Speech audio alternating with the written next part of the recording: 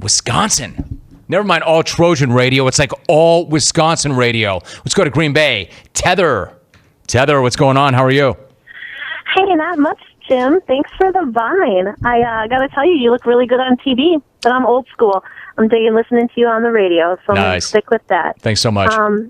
Heck yeah. I wanted to reach out to you because I've been having a couple of thoughts with this smack-off season upon us and the smack-off right around the corner. We've had a lot of the greats calling in this week, and it's reminded me that I believe you once told Josh in Detroit that we were never going to have a 16 seed beat a number 1 seed.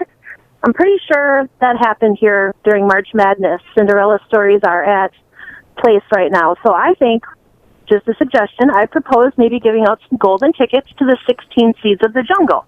Maybe one to Josh in Detroit or Parody Larry.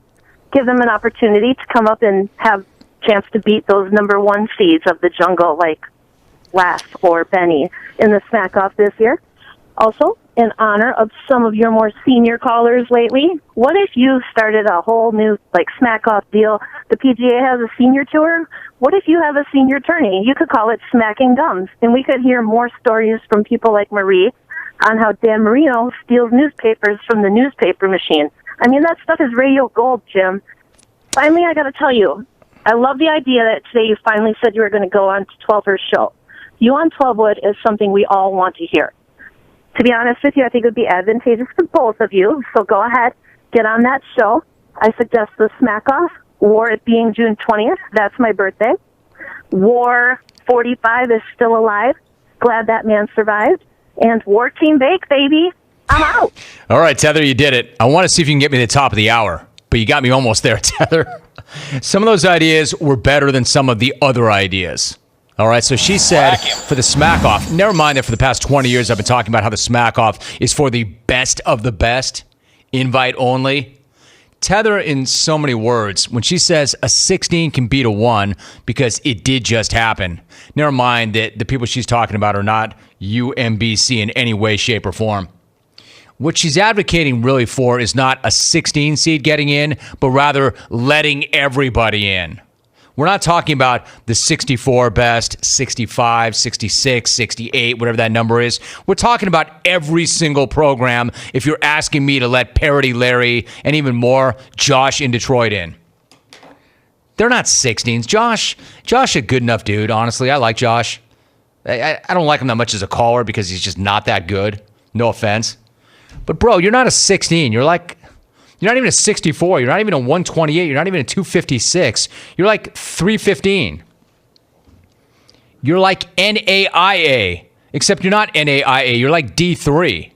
You're like a junior college. You're like a rec league. You're like the Y. You're like the 6th grade rec center. I mean, come on, bro. I can't let everybody in. It's the smack off. It's for the best of the best. But I'll be purely democratic about this, all right? I'll even let you help me make the decision.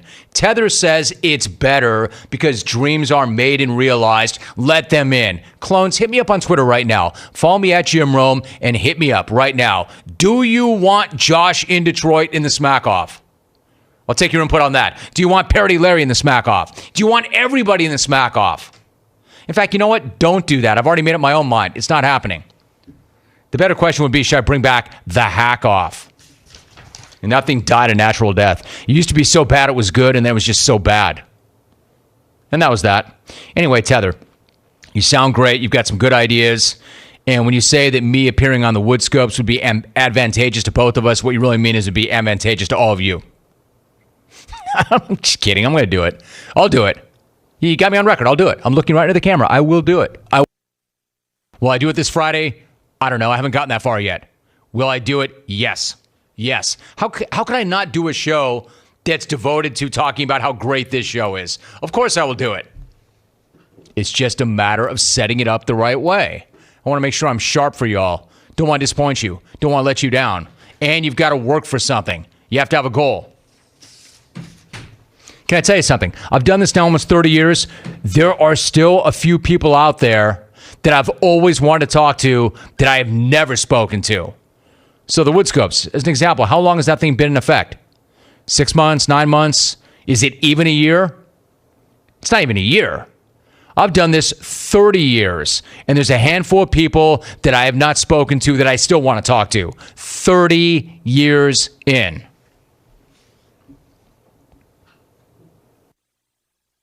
The other thing, and I don't know about this because I don't want to speak about something that I don't know about, but a few people have come at me with, hey, Rome, you probably don't want to do that show.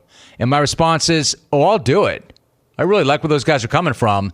But more than a couple of people have said, just so you know, Rome, because you don't know everything, that show that you say you're going to do was stolen from somebody else. I don't know if that's true or not. That's just something that's floating around out there. But since I don't know whether it's true or not, it's not going to impact whether or not I do it. Even in fact, if it was stolen from somebody else. No names. Jacob in NorCal, apparently. And again, I can't confirm this. In fact, those of you inside in the culture within know better than me. Was it stolen or not? I don't know. Romy, did Teather really put Benny in Wisco on the 1 seed line? He's a 5 seed that gets rolled by a 12 at best. Roland in Pittsburgh, it's true. A 5 always gets beaten by a 12. Almost every single year, a 12 gets a 5. That's never surprising anymore. How can that be surprising when a 16 finally got a 1? And a pretty good 1. It was a 1. All right, Roland, that's his vote. It's not the tournament.